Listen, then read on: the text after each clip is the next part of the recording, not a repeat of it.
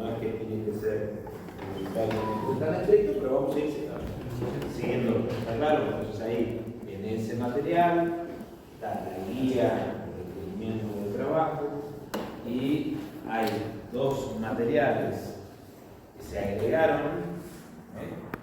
Fíjense por las dudas, por ejemplo, hay un texto del profesor de base de 40 páginas, se dice, son de esta página hasta la otra, y hay un texto mío que se puede descargar gratuitamente de donde está. Perfecto. Entonces, más o menos ya dimos unas orientaciones, pero dos comentarios, dos anticipos para tener en cuenta. Una es, esos requerimientos tienen un orden y una serie de interrogantes. No vas a entrar ahí. No vas a entrar ahí. Excepto que tengas la parte de entero, no vas a entrar. Hay más o menos entre el asiento de adelante, esto. Solamente con raras habilidades de contorsionista. En todo caso, veo que está también tan apretado. Voy a correr un poco de. Será espacio. Voy a correr un poquito de espacio para que puedan correr un poco todos los bancos y tener un poco de espacio. Corre un poquito este. Vaya corriendo. Así. Tengo un espacio. Si lo que sobra en esta aula es espacio por el momento. Creo que es lo único que sobra, así que, bueno, pero me entienden. ¿Está un poco de espacio? Está bien.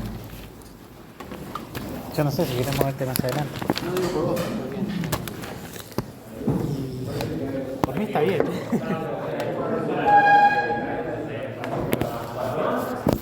Bueno, entonces les decía, una de las cosas que tenemos que tener en cuenta es que esos requerimientos tienen unas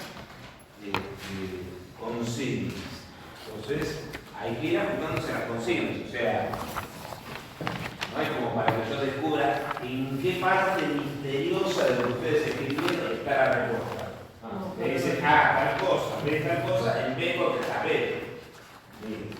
Segunda orientación, que les pido que tengan en cuenta. Primero, cuando ustedes utilizan de los materiales, ustedes pueden incorporar más materiales que aquellos sobre los cuales se proporcionan, proporcionados. ¿Está? Pueden. No es obligatorio. Lo pueden hacer. Si lo hacen, tendrán que tener algún equilibrio, y lo iremos ajustando un poquito a lo largo del tiempo, de que sean materiales que cuenten con calidad académica, con un reconocimiento científico por algún motivo. Ahora, en todo caso, les voy a añadir algo sobre esto. Todos los trabajos tienen que tener bibliografía, aunque sea solamente la que les proporcione yo, para que se empiecen a acostumbrar a que los trabajos tienen que ver. Entonces, al final del trabajo ponen bibliografía. Son los tres materiales que le di, los tres materiales, pero siempre poner bibliografía. Y si ustedes reproducen algo de los materiales, lo ponen entre comillas y hacen una nota al pie de página. O sea, empecemos a acostumbrarnos. Ahora, lo que no hagan, en el semestre pasado hubo un chico que no lo entendía muy bien. O sea, si ustedes citan algo textual de un autor que a su vez lo citó, no pueden poner eso como si fuese una cita propia.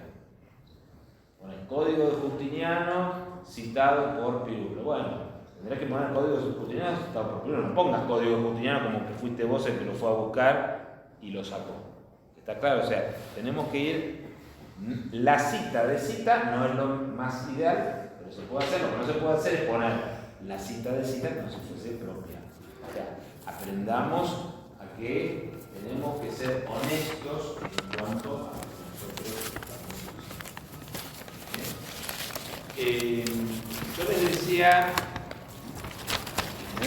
Yo les decía recién, orientaciones. Vamos a ir, esto no es el último momento en que vamos a hablar de esto, pero así como la honestidad es algo muy importante, la honestidad implica qué cosas consulte directamente, qué cosas no consulte directamente, pero a veces, ustedes fíjense, hay materiales que andando el tiempo nos vamos a ir dando cuenta que los podemos consultar directamente, porque no están en un idioma desconocido, porque están en internet, o sea, ahí también viene a cuento algo más. Hay algunas afirmaciones, quizás aventuradas, no felices, acerca de Internet. Internet es como si fuese una enorme estantería.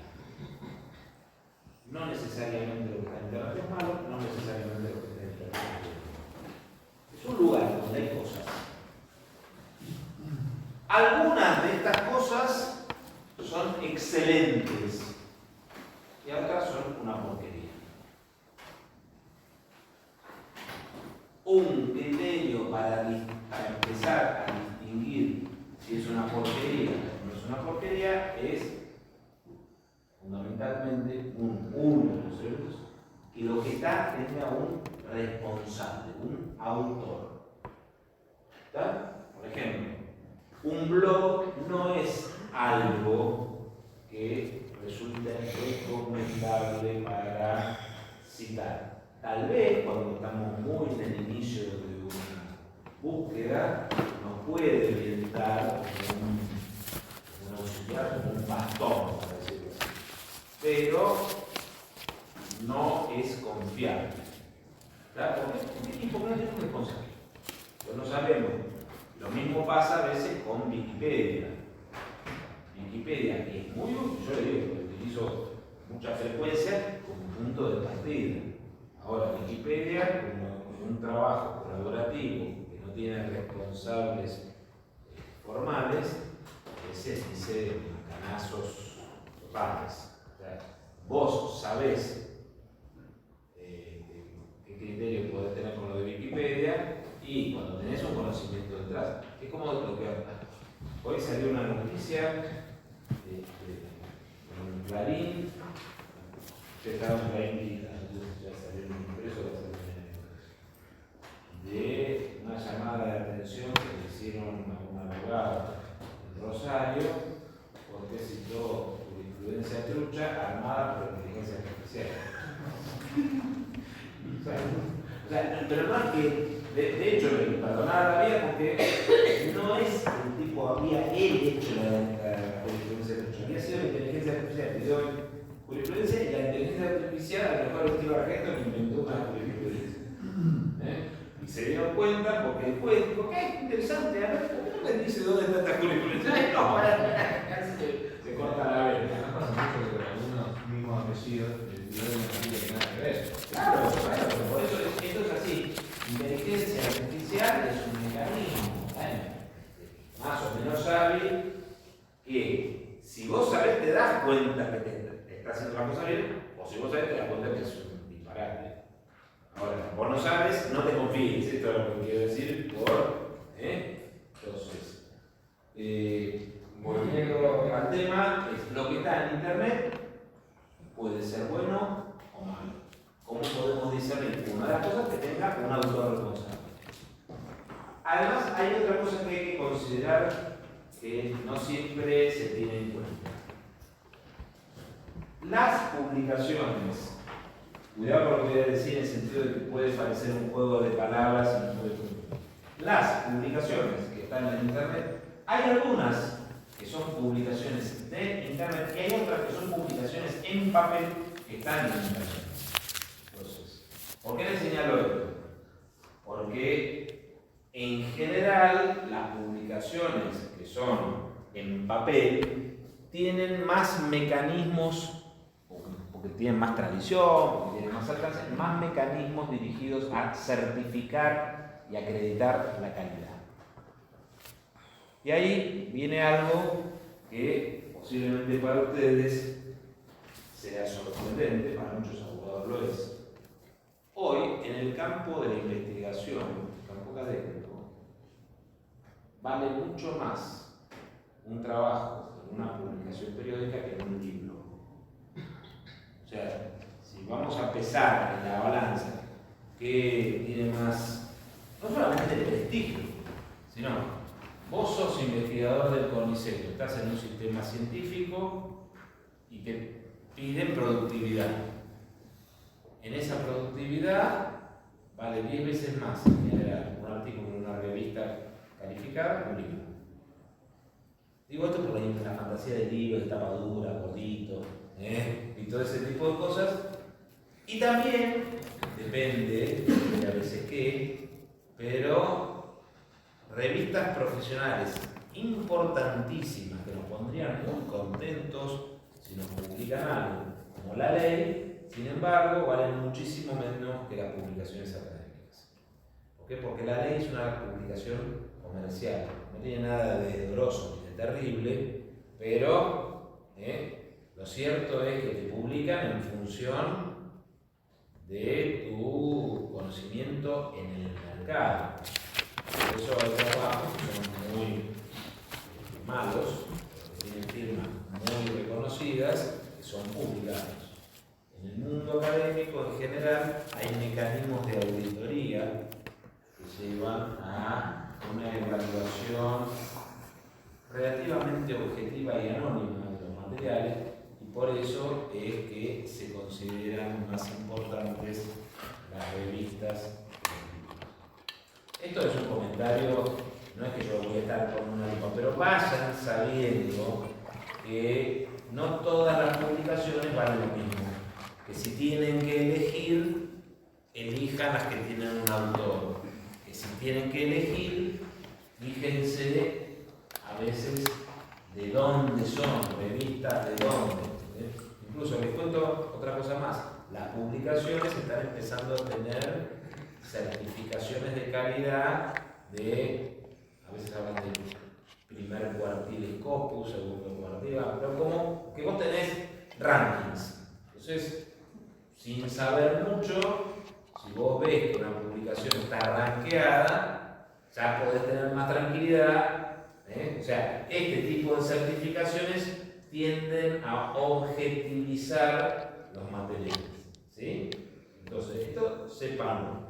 Entonces, también aprendan otra cosita más. Si vamos a citar materiales, si vamos a usar materiales, los materiales tienen un mecanismo o exigen un mecanismo de citación. Hay un montón de formas de citación, pero les voy a decir dos cosas que son básicas. Una, hay ciertos datos que son inevitables. Autor, título, fecha. La segunda es, si citas de una manera, citas siempre de la misma. Está a veces abreviado, a veces el nombre del autor. No, ponerle de una manera. Yo no voy a pedirles una forma de determinar. Hay normas del modelo ABNT, que es en Brasil, Chicago Deusto, bueno, hay normas APA. No importa ahora para nosotros. Entonces, lo que sí es, acostumbrémonos. Los trabajos tienen una denominación, y si voy a citarlo siempre de la misma manera. ¿Sí? ¿Está? Entonces, después yo les iré haciendo algunas correcciones más y vamos. Pero sí tengan en cuenta esto. Entonces, si se cita textualmente, esa cita textual tiene que ir acompañada de una nota, es decir, bueno, esto es Juan Pérez, página 28.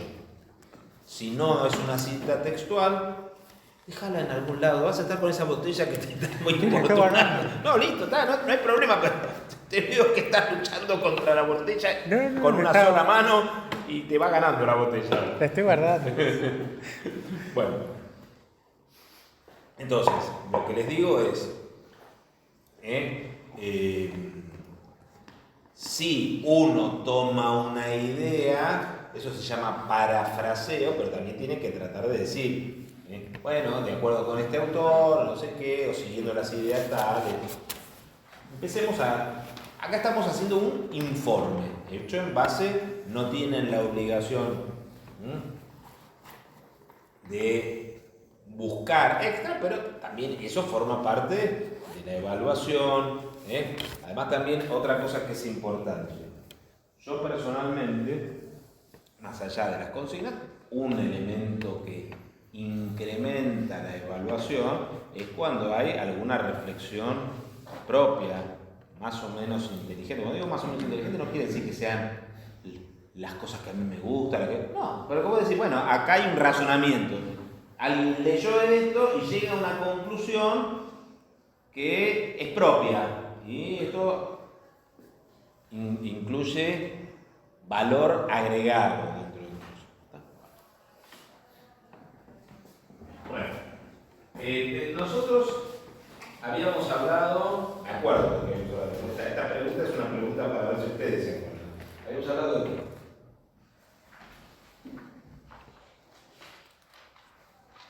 qué. Sobre Sabine y Gibao, las comparaciones. Y eso tiene que ver con qué, está bien lo que está diciendo. Historicismo jurídico. ¿Está bien? Sí, ¿Y con qué más tiene que ver eso? Con el origen de la historiografía jurídica. Y ese origen, que es lo que está muy bien, ¿qué reflexión podríamos elaborar a partir de esto, de Savigny, del historicismo? ¿Por qué es que surge la historiografía jurídica?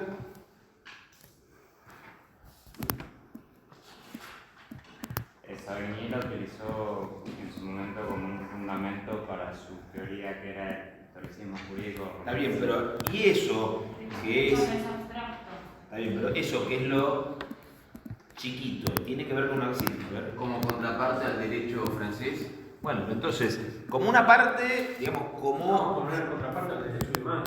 No, o El sea... francés que de Napoleón después. Pero claro, Savigny es el historicista alemán, entonces estamos dentro de un debate que tiene que ver con la fundamentación del orden jurídico. En realidad, con la transformación del orden jurídico, esto yo no se los había dicho así. Se los había mencionado incidentalmente, pero no se los había dicho así. Hay un derecho anterior al del iusnaturalismo racionalista, que es el derecho del absolutismo. Entonces, en realidad, este iusnaturalismo racionalista es un derecho que pretendía superar los problemas, las complicaciones del derecho absolutista. Y a su vez el historicismo plantea una modalidad alternativa a lo que el iusnaturalismo racionalista proponía.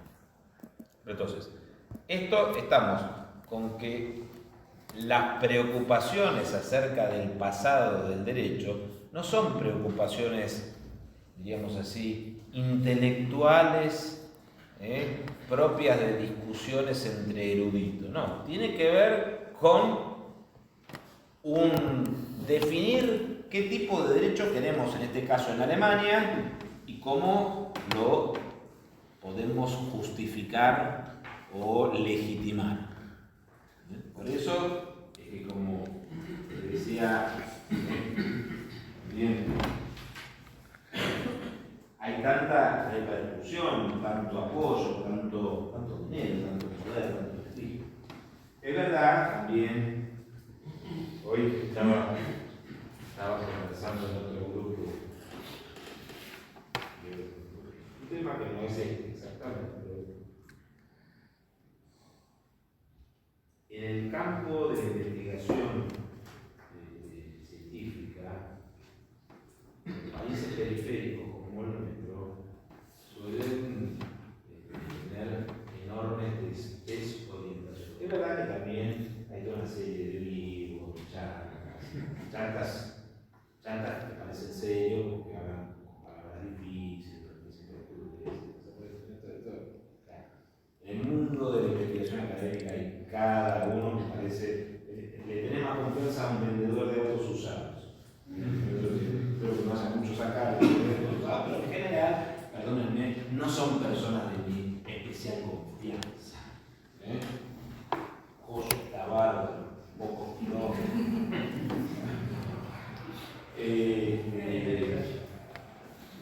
Así les cuento.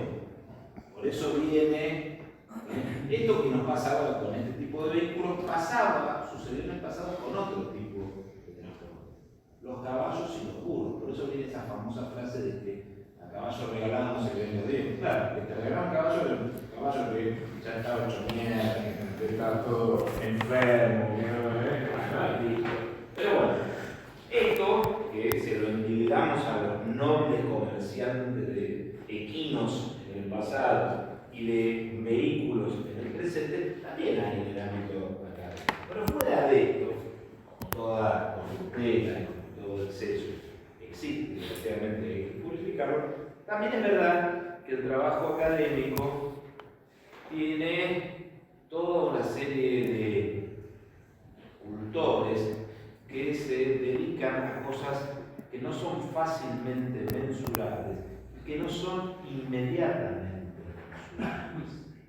Y que entonces, por estos motivos, hay muy poca gente que quiere poner dinero. Nos damos cuenta de lo que es el trabajo científico cuando pasan cosas espantosas como las de Bahía Blanca. ¿Y para qué estudiar el agua? Claro, en una ciudad quedarte culo al aire, en media ciudad afuera, y claro, no te va a pagar puede ser a lo sumo una empresa aseguradora, pero no ve la guita en el entonces hay una serie de saberes especulativos que en general en nuestros países periféricos no pagamos, porque creemos que no tienen, es verdad. Entonces, por ejemplo, ¿y para qué que haya una carrera de astronomía? ¿Qué carajo va a servir? Tipo C, para ir al hasta que de repente empiezan a hablar de la minería espacial, la posesión de los viajes en el espacio, y ahí te das cuenta que porque no invertiste, te quedaste aquí. Pero, ¿sí? Digo esto como para no pensar que todo saber es puramente práctico y utilitario. Pero es verdad que a nosotros, en nuestros países, nos resulta difícil entender que eso se debe financiar. Y que eso se debe. Entonces, en general, lo que se ve es lo que puede parecer que tiene un impacto bastante inmediato, bastante inmediato. Inmediato o inmediato próximo. Y bueno, estas cosas, en el caso particular de la historia del derecho, si no hubiese habido toda esta preocupación sobre cómo justificar y cómo tener un derecho que sea más propio, más genuino en la mirada de los alemanes frente al francés, no hubiese habido desprecio. Y nos vamos a encontrar respuesta también que curiosamente a partir de esta tradición, todavía hoy algunos de los centros de reflexión histórico-jurídico más importantes del mundo están en Alemania. Vamos a ver que también incluso en la Argentina hubo algún momento donde la relación directa o indirecta con el pensamiento histórico-jurídico alemán tuvo importancia para potenciar nuestras destrezas nacionales en el cultivo del derecho. Pero, ¿te acuerdan que el parrafito ese que estábamos mencionando, decía en su texto que veníamos leyendo,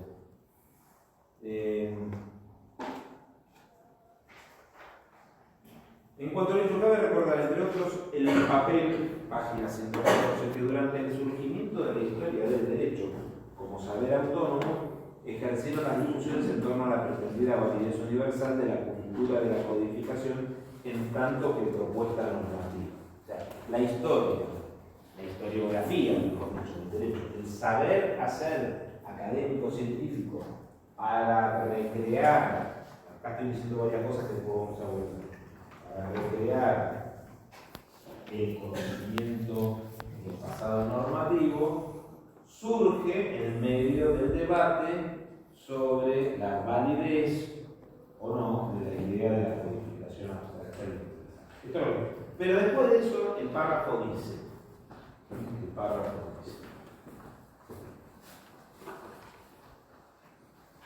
y en lo que hace al ámbito hispanoamericano, también cabe tener en cuenta la preocupación local por reafirmar la identidad normativa respecto de soluciones vinculadas con productos normativos europeos como los de raigambre en América. Entonces, en América Latina, en Hispanoamérica, en Iberoamérica, la historia del derecho también tiene algunos ingredientes especiales. Y nos vamos a encontrar con algo que es hispano e iberoamericano en general y algo argentino. De lo hispanoamericano nos vamos a topar con lo siguiente: el proceso de modernización. De la región, que ha tenido variedades y accidentes locales. Por otros motivos, no me da caso mencionarlo, pero estaba diciendo, la modernización a veces se ha hecho a costa de procesos muy forzados de relación con grandes potencias. Panamá nace como Estado como resultado del avance de la construcción del canal, lleva a estimular la separación de Colombia. Panamá no era Centroamérica, era un distrito políticamente hablando, Sudamericano había formado parte de lo que llamamos Colombia desde los inicios del proceso de creación del territorio de los españoles. Ahora también es un territorio un poco, en una parte de Colombia que tenía poca relación. No sé si escucharon hablar que todavía en nuestros días hay una zona, territorio, que es particularmente inhóspito, que es el Tapón de Darién. Nosotros tenemos la carretera panamericana y la carretera panamericana se corta. ¿Dónde se corta? En el Tapón de Darién. O sea, nosotros no podemos ir en auto desde Buenos Aires hasta Los Ángeles yendo por carretera. Hay alguna zona ahí donde, esa es la zona donde hay un montón de traficantes de personas, que llegan con haitianos, venezolanos. Es una zona muy difícil. Bueno, eso existía también en la época colonial. Entonces Panamá era, aunque territorialmente está pegado a Colombia, era casi como una isla, para decirlo así, con respecto al territorio colombiano más alto. Bueno, pero hubo lugares donde la modernización llegó a la incorporación de las élites dirigentes de personas muy nuevas. O sea, ustedes ven la cantidad de apellidos ingleses que hay en las élites dirigentes nicaragüenses, guatemaltecas, chilenas. Tiene que ver con que la modernización se hizo en buena medida por la vía de la incorporación de gente proveniente de otras de otras expresiones nacionales. Pero, fuera de todo esto, lo cierto es que la modernización o la incorporación de América Latina al mundo considerado civilizado en ese momento se hizo a costa de desconocer, ocultar o aplastar las identidades locales. Entonces, incluso si vamos a ver, los países más exitosos, el económico, del siglo XIX, y fueron los países que más aplastaron esas identidades locales, lo que nos pasó en la Argentina. Claro. Ustedes ven una ciudad como Buenos Aires, y bueno, te imaginás que la ciudad de Buenos Aires está a punto, es un poco exagerado, pero estamos muy próximos a celebrar 500 años de la primera fundación de Buenos Aires.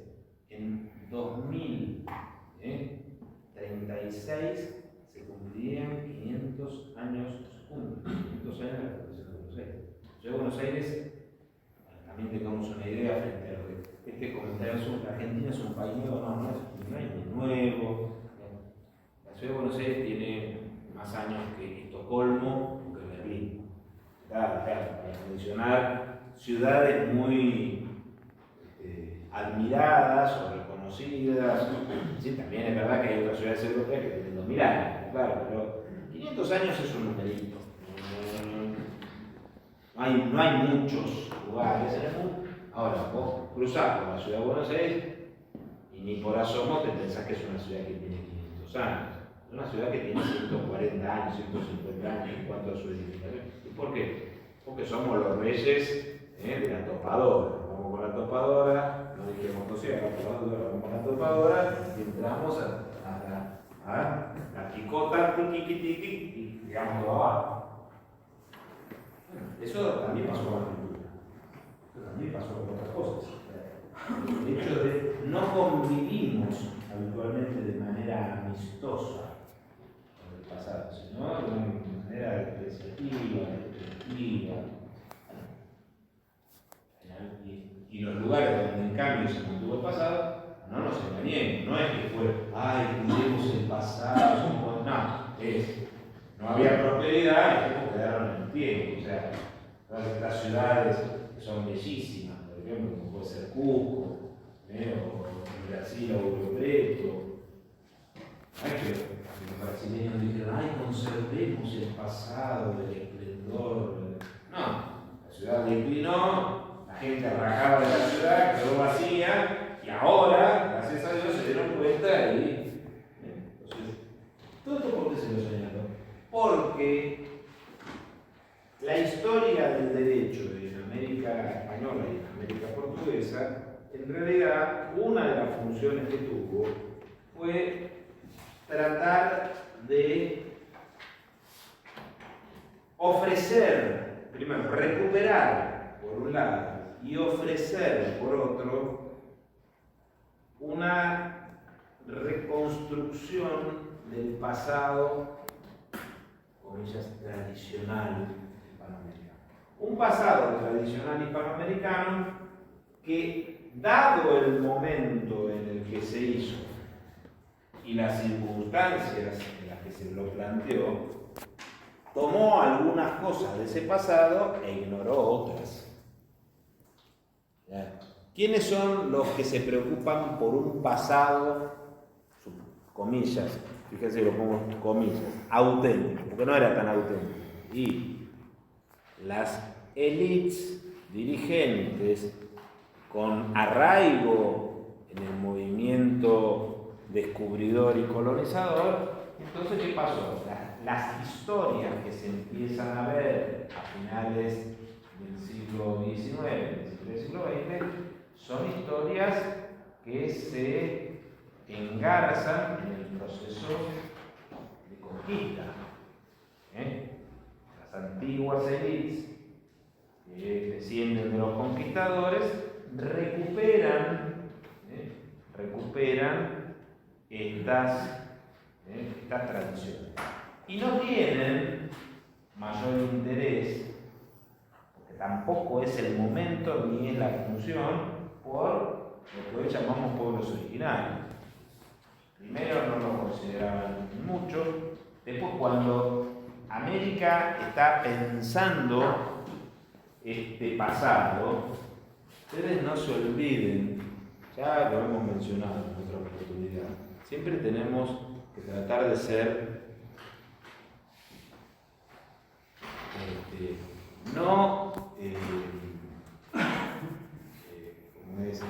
hay una distinción que es importante.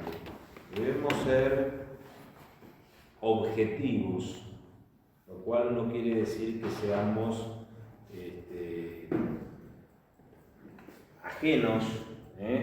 ajenos a tomas de posición. O sea, en este sentido, la objetividad no quiere decir imparcialidad, no es que nos da lo mismo cualquier cosa. Ahora, o sea, no nos da lo mismo la violencia de la ocupación que la no violencia. Ahora, sin embargo, entendemos que quienes se preocuparon por reconstruir el pasado, que eran los que se sentían, vamos a decirlo así, vulnerables frente a la modernidad en ese momento de europea, y que además, les digo, esto también es importante, en el paradigma civilizacional del siglo XIX y principio del siglo XX, los pueblos nativos de todo el mundo eran un sinónimo de atraso, para los europeos, eran, y algunos europeos hoy lo siguen pensando, repugnantes. O sea, la desgracia, el exterminio de seres humanos del siglo XX en Europa Central tiene como precedente las experiencias europeas de exterminio en África. Claro, los africanos no eran seres humanos. Como pudo haber dicho hace poco una dirigente, así como los chinos parecen son todos iguales. No es así. Leopoldo II de Bélgica fue posiblemente el ser humano más identificado con lo que es el exterminio de las personas en Zaire. Esto para el gran público lo mismo que la nada. Los ingleses hicieron campos de concentración para los boers en Sudáfrica. Parece ser que tienen dudoso mérito de ser los inventores de la técnica de control social. Y en ese momento, claro, si los europeos decían que estos tipos no eran civilizados, ¿para qué vamos a recuperar el pasado de unos tipos que estaban en otro lugar que tampoco eran civilizados? ¿Entienden? Esto, vuelvo a señalar, no estoy diciendo que sea ahí imparcial frente a esto, sino tratar de entender la objetividad de lo que pasó. Los hispanoamericanos del final del siglo XIX están tratando de mostrar, somos distintos a los europeos y a los norteamericanos y también somos civilizados. Guarda, no somos unos tipos que estamos dentro bajando del árbol. En ese momento era una cosa terrible. ¿Qué va a pasar? Los hispanoamericanos intentan recrear el pasado del derecho colonial. Ahora después también volvemos sobre esto, porque ahí habría una tradición mezclada con la europea, pero distinta a la de la modernidad. Eso nos da identidad. ¿Entiendes esto? Más o menos. Era más que no. A ver. Nada. No, pero te digo, entonces se financian un montón de cosas, preocupan un montón de cosas, porque también además Hispanoamérica e Iberoamérica tienen ciertas tradiciones, modalidades. En el caso argentino en particular, tenemos algunas cosas exageradamente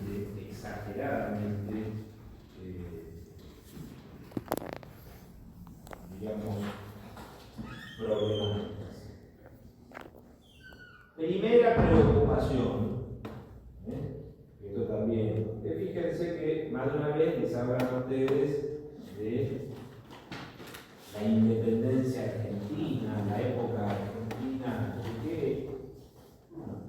La Argentina no existía. La Argentina es algo que se va.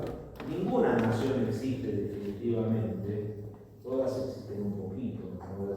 ¿Qué tienen de común los Estados Unidos de América de 2025 con los de 1776? Algunas cosas sí que no, o sea, las comunidades van cambiando, las naciones se van reinventando. Pero lo cierto es que en el caso argentino, lo que llamamos Argentina no estaba ni en proyecto. Por ejemplo, hay que decir, no, la Argentina perdió territorio, fue el Virreinato de Río de la Plata. Una federación administrativa de unos tipos que estaban a 15.000 kilómetros, 10.000 kilómetros de distancia. Ahora, no sé si ustedes están siguiendo, hay una noticia que es muy curiosa, muy sorprendente. No sé si ustedes han visto, los otros días parece que estuvo con Feynman. Hay autoridades de la isla de Añobón, Guinea Ecuatorial, que están pidiendo una especie de protectorado argentino en el África. Yo les cuento que hace 30 años publico un artículo sobre el tema. Porque es verdad, la ocupación del África Ecuatorial, el único país subsahariano que habla castellano en África, se hizo desde Buenos Aires. Ahora, ni fue resultado de una decisión local rioplatense, ni tampoco estaba inspirada en la mejor de las instituciones. De hecho, es parte de una estrategia global en la cual la corona española lo que pretendía era tener su propia fuente de provisión de mano de obra esclavas. Entonces, tenía la triangulación perfecta. Producción de mercancías latinoamericanas, digamos así, sí, sudamericanas o centroamericanas, fundamentalmente azúcar, en plantaciones esclavas, para promover el desarrollo manufacturero catalán y cantábrico, y para esto cerraba el círculo teniendo los esclavos propios, no pagando a los ingleses o los portugueses o los holandeses. No es la mejor historia para decir estamos hermanados por un vínculo. Pero bueno, también la historia muchas veces es una recreación y una invención de mitos. No está, en ese sentido no necesariamente es algo malo. Quiero decir, no es que nosotros somos los continuadores de los tipos que fueron a Guinea Ecuatorial. Además, esa expedición en sí fue un desastre. Es muy novelesca. Pasaron un montón de cosas, se superaron los soldados, murieron un montón de tipos, un solo oficial que lo dijo. Una cosa que es poder hacer la película y pensar que no es verdad. Pero, volviendo a este tema, no había Argentina. En realidad, vieron que parece ser que el nombre de Argentina se lo debemos a Martín del Barco Centenera, que escribió un poema que puede leer la mitad de ese poema. Es un tipo que ya tiene un grado de sacerdote budista, es imbancable, una narrativa en verso, toda así mezclada con cosas plásticas. Ese señor inventó algo sobre un poema sobre el que argentino reino, así como Ercilla había hablado de la guerra del Arauco y Camoes de los Luisíadas. Lo cierto es que este señor, Martín del Barco Centenera, le puso un nombre a esto. Y esto tenía que ver también con las preocupaciones, fíjense, dentro de las curiosidades que comprende nuestro país.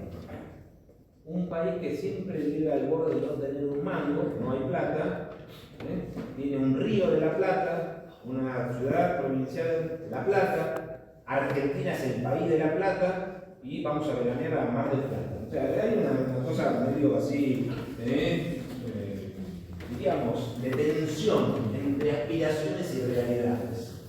Entonces, claro, la zona de la plata, la real, la efectiva, la rica, es esa zona que nosotros, dentro de la perspectiva antropocéntrica, soberbia, de este lado de la Argentina, entendemos que era Bolivia, la zona rica de Sudamérica era Bolivia. Ahí estaba el dinero, la producción. Entonces, y el distrito sobre el que después se va a ir construyendo lo que conocemos como Argentina, es un distrito que se fue formando por decisiones administrativas. Por eso además también, fíjense, cuando uno dice decisiones administrativas, hasta 1776, las muy argentinas provincias de Mendoza, San Juan y San Luis formaban parte de Chile. Porque han formado parte de Chile durante 250 años. O sea, si uno va a ver, había más probabilidades de que siguiesen integradas a Chile que en ese. ¿Se entiende? O sea, esto es, los países tienen un dinamismo y hay otras regiones que estaban más cerca de otro lugar. Esto no es para escandalizarnos, esto se crean los estados y los estados van generando lealtades, forjando identidades. Lo cierto es que lo que nosotros podemos considerar Argentina recién más o menos empieza a tomar forma hacia 1850. Antes hubo Confederación Argentina, República Argentina, pero por ejemplo, ustedes piensen en lo siguiente: era Mariano Goyo. Este señor juró y aprobó la independencia argentina en 1816. 9 años después, juró la independencia boliviana. Una representante del mismo lugar, lo que había cambiado. Porque Tarija era un lugar que estaba en una zona intermedia. ¿Vieron? También otra cosa. Si ustedes han viajado con ojos de, no digo de solamente de turistas que disfrutan muy merecidamente el descanso y las aspiraciones de diversión, pero empiezan a ver. Vos ves el mapa de la Argentina o de otros países y llegás a la zona de frontera y vas viendo que ahí no es como que está todo separado, que la cosa de repente va para un lado, vuelve, tiene una integración, habla, tal vez chapurrea idioma a un lado y se va a comprar el pan a un lado y lleva a los chicos a la escuela a otro y va a no sé qué, porque esas son las recreaciones que hacen los estados. Los estados son muy celosos. Tienen razón de ser, pero ese celo, fíjense, esto también, más allá de las actitudes, estas son las cosas que en parte sirven para explicar o para confundir el fenómeno del conflicto que hay entre Rusia y Ucrania.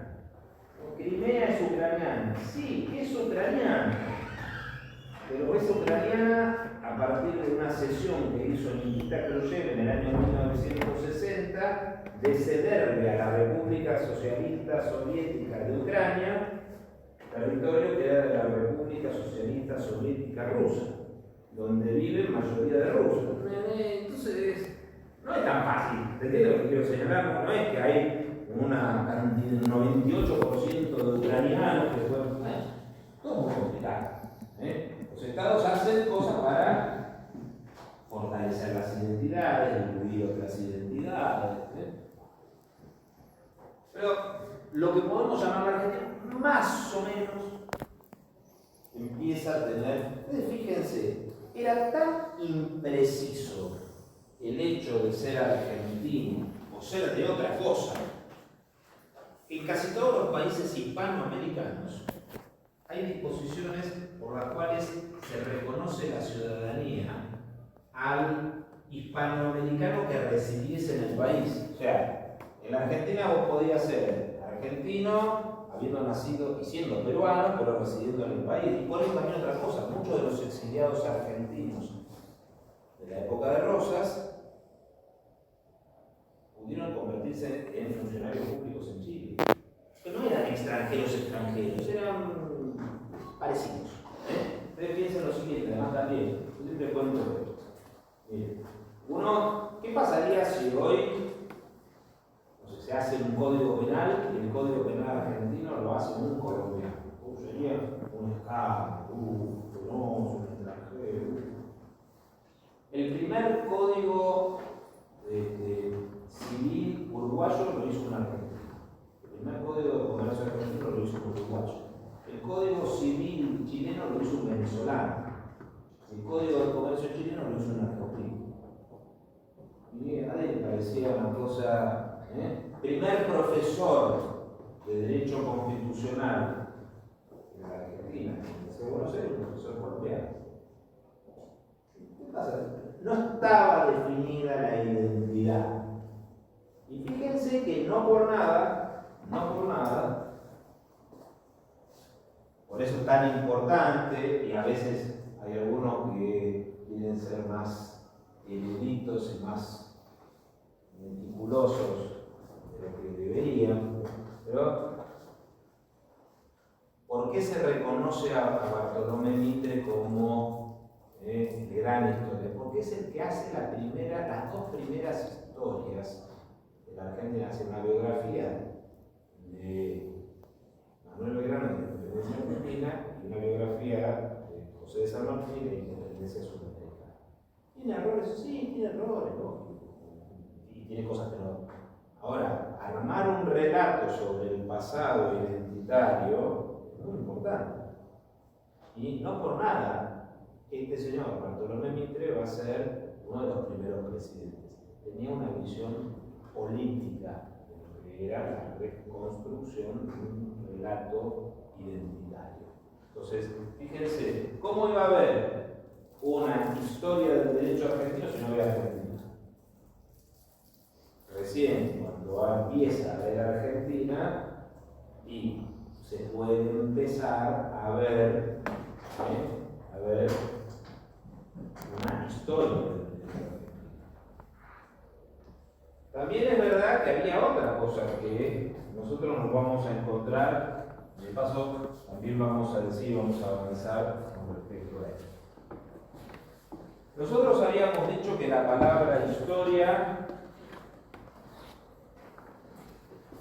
la vimos, tiene varias acepciones. ¿De qué acepción estuvimos hablando? Por el momento.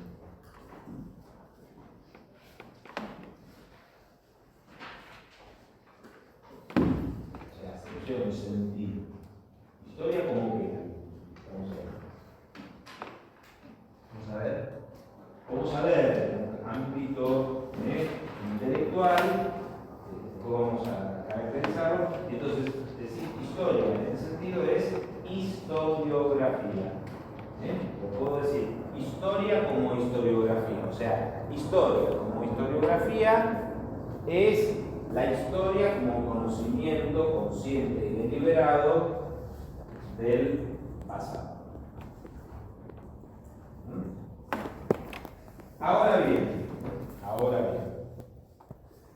en realidad, a diferencia de lo que sucede en el idioma alemán, por ejemplo, nosotros en castellano tenemos una palabra que puede tener varios sentidos. El sentido primordial, original de historia, tiene que ver con acontecimientos del pasado. Acontecimientos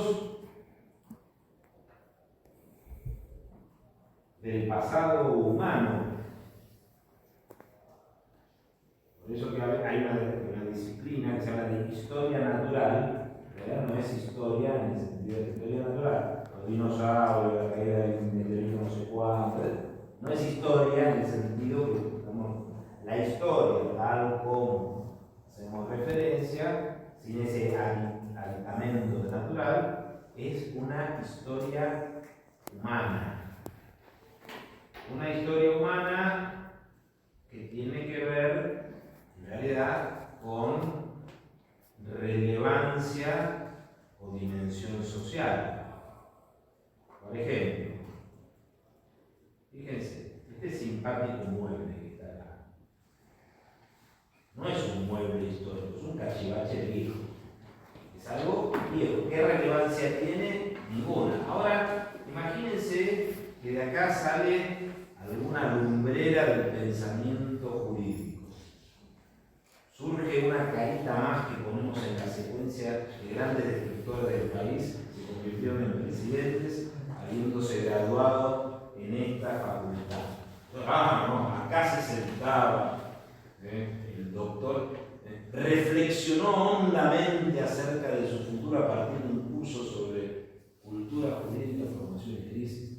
Entonces esto se convierte de un cachivache en una ambigüedad, para decirlo así, en algo que merece ser rescatado, conocido.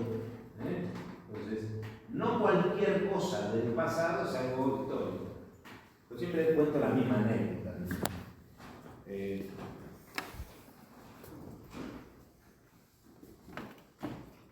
En el edificio de tribunales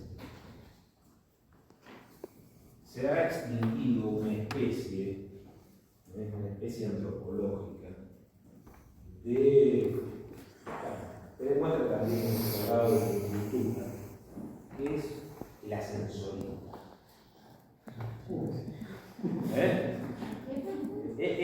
Había unos ascensoristas. Entonces ustedes han ido cuando van al consultorio jurídico, hay unos ascensores que parecen una jaula de pájaros.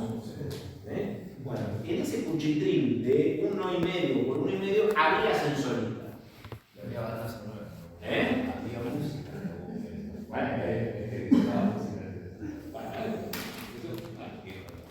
Pero el ascensorista de ahí que tenía una manivela, se manejaba con una manivela, el ascensorista había algunos que tenían una amistad intensa con las coloraciones capilares. Un viejo que se tenía una carmela que parecía fosforito. Y el viejo que estaba ahí ejercía su arte de conducción elevada con una radio de pica chiquitita, con un pequeño ladrillo marrón, y en sus transportes en el espacio hacía afirmaciones tales como las cosas que yo vi. Claro, lo veía el traste de Fight yendo de un lado al otro, un tipo que subía. Ese tipo, pobrecito, más allá de la honestidad de su trabajo, no podemos decir, voy a entrevistarlo porque el Poder Judicial, la Administración de Justicia de la Argentina, un tipo que veía la cosa pasar. ¿Se entiende? ¿Qué relevancia social tiene a él? Habrá construido una familia muy digna y muy valiosa, merecedora del respeto, pero no podemos decir que ese trabajo es un trabajo. Cada 5 o 6 años, los comunicadores sociales tienen algunas notas que son repetidas. Todos saben de dónde viene Papá Noel, quién era Papá Noel. Esa nota la escriben 300 veces, se aproxima Navidad y sale la nota. Una de las notas que no están reiteradas, pero suele ver con cambio de presidente, pero a veces se dura más, los mozos de la Casa Rosada.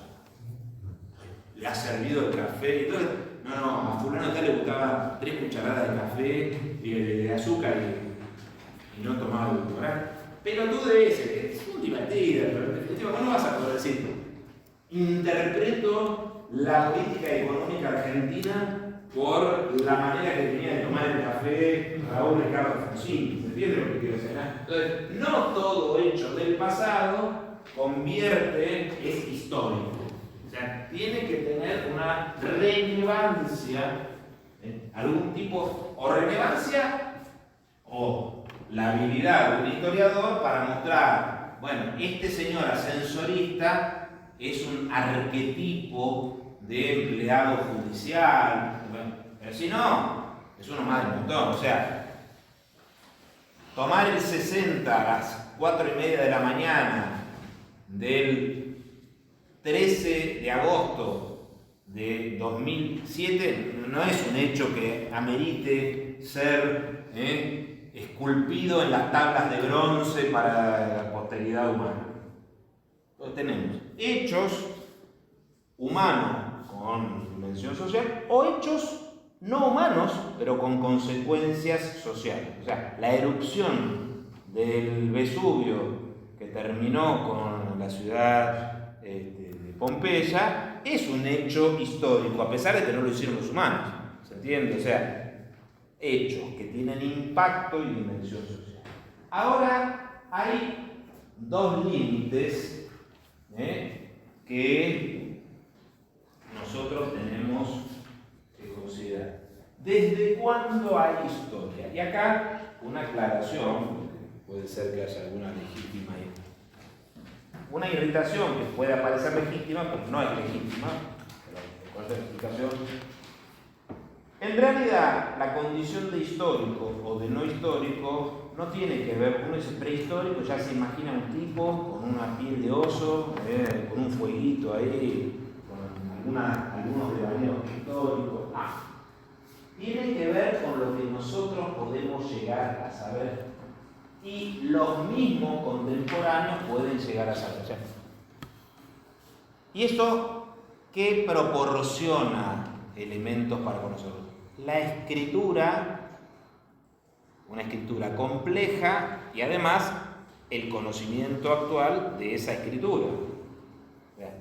Si nosotros tenemos algún pueblo que tuvo escritura y no la hemos podido interpretar en la actualidad, desgraciadamente para nosotros se tratarán de comunidades prehistóricas. Pero no tiene que ver, lo de prehistórico no tiene que ver, o sea, los incas y los aztecas son prehistóricos, esto no quiere decir que sean tecnológicamente atrasados, que sean irrelevantes, quiere decir que nosotros no podemos saber, por ejemplo, nosotros de los romanos podemos saber cosas que son increíbles, podemos saber su sensibilidad estética, qué comían, cómo se relacionaban en su vida familiar, personal, amorosa, muchísimas cosas. Ahora, de los cazadores recolectores del Amazonas o del Gran Chaco, sabemos lo que pasó al abuelo o al bisabuelo, nada más, no tenemos. Eso no significa que sean de menor valía, significa que desgraciadamente por no tener mecanismos de registro, nuestra posibilidad de acceder a ellos y a su comprensión no la tenemos. ¿Se entiende esto? O sea, no es una cuestión de valoración, son mejores o peores, no. Nuestra capacidad de comprensión disminuye o desaparece, si no tenemos un conocimiento de esa escritura que permite tantas cosas. Ya les digo, nosotros tenemos tanta información acerca de los romanos o de los griegos en algunos casos que los conocemos quizás mejor que a poblaciones también alfabetas, pero de hace 300 años o 400 años. Sí, dale. A partir de conocer a culturas de cómo vivían, a partir de ciertos registros que no son escritura, ¿tampoco se puede decir que es historia? Bueno, pero por ejemplo, es muy difícil. Esto es una convención, tal vez el día de mañana con más elementos, pero por ejemplo, hoy que las disciplinas arqueológicas y antropológicas, podés llegar a veces hay mucho de inferencia sobre inferencia sobre inferencia, pero bueno, hoy, por ejemplo, gracias a restos funerarios se puede saber qué plantas comían, qué prácticas culinarias tenían, por cómo están a veces las marcas en los huesos. Ahora, ¿cómo hacían para generar un régimen sucesorio? No lo podés imaginar. Esta es la dificultad, ¿se entiende? O sea, tal vez el día de mañana podremos, por ejemplo, y esto no es hacer una exaltación, pero muchas de las cosas que sabemos de las sociedades precolombinas las sabemos por el testimonio de los sacerdotes y colonizadores que registraron las cosas. Entonces, claro, tenemos registros que son parciales, distorsionados, no necesariamente hechos de mala fe, sino es como nosotros nos vamos de viaje a un país del que no conocemos el idioma y tenemos que describirlo. Y hacemos lo que podemos. Bueno, a los colonizadores les pasó lo mismo. A esto es a lo que vamos. O sea, es una cuestión de dificultad, en el acceso y por el acceso a la comprensión. Dije, lo jurídico puede ser para un montón de cosas. O sea, fíjense que, por ejemplo, hay ciertos artes aún en civilizaciones. Hoy resulta muy difícil entender cómo los medievales, si bien hay estudios, pero los medievales construían las catedrales, porque no tenían todo un registro. El saber se iba transmitiendo de generación en generación, no era escrito, hay mucho esfuerzo al respecto, pero nos resulta hoy muy difícil. Hay otras cosas que, en cambio, como había más registros, las podemos conocer. ¿Se entiende esto? Bueno, entonces, la historia empieza donde termina la prehistoria, o viceversa. O sea, donde termina la prehistoria, empieza la historia, y esto tiene que ver con la escritura. Ahora, el otro límite, el de hasta dónde llega la historia, es algo bastante difícil. Es algo bastante difícil porque en realidad se ha tratado de hacer alguna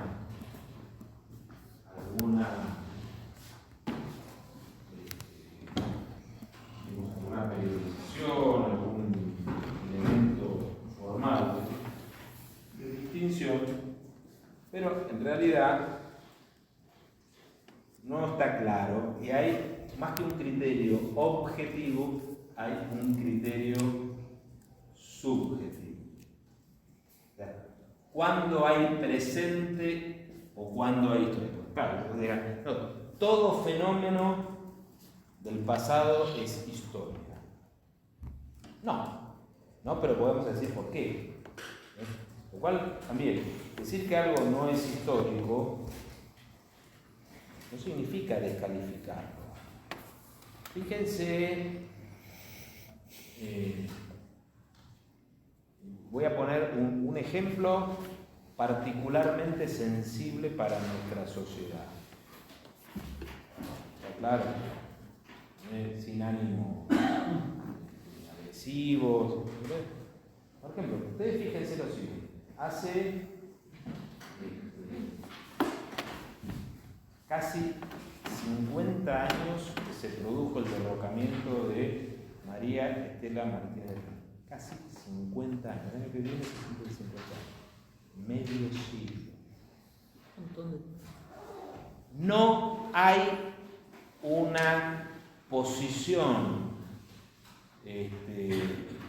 más o menos amplia y consensuada sobre lo que eso significó, y hay muchísima emoción justificada. ¿Se entiende lo que quiero decir? Hay emociones. Es algo visceral. Por ejemplo, ustedes recuerdan toda la discusión que hubo acerca de si los 30.000 eran 30.000, si eran más, si eran menos. Bueno, ¿vos qué es? Era un quilombo decir que los 30.000 no eran 30.000 y no eran 30.000. Lo cual, aunque sea uno alcanza, no es que lo hace terrible solamente el hecho de... Eso siempre pensaba yo, ¿por qué discutimos un número? Porque contárselo uno ya es un hecho grande. Pero, no tiene nada que ver el número. No tiene nada que ver el número, pero sí también tiene que ver... hacemos con eso todo el tiempo. Bueno, porque en realidad nuestra sociedad no resolvió ese problema. Hay un montón de cosas que están dando vuelta. Son 50 años, 50 años es un montón. O sea, 50 años son... Para la mayoría de ustedes, los más viejos no se hagan el doble, son casi 3 veces la edad de ustedes. Casi 3 veces. Y no podemos, bueno, hay sociedades que no lo han resuelto. Hay sociedades, grupos nacionales o culturales que vos le hablás a un armenio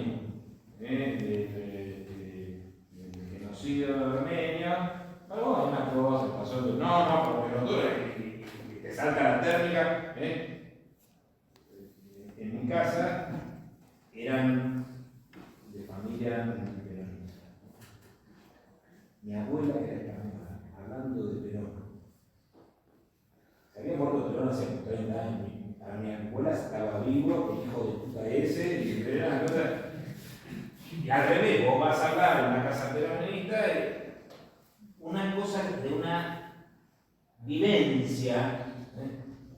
Vos entras a la casa de un peronista o de un antiperonista, claro.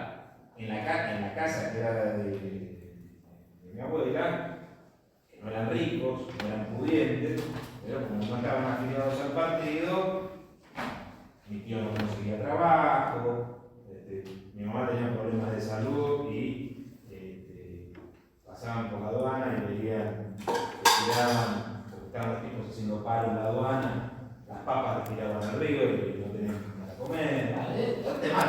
El tipo que recibió a la pelota de fútbol y Elita es helada maravillosa. Eso también tiene que ver con el sesgo propio que uno, que la sociedad le pone a los contenidos históricos.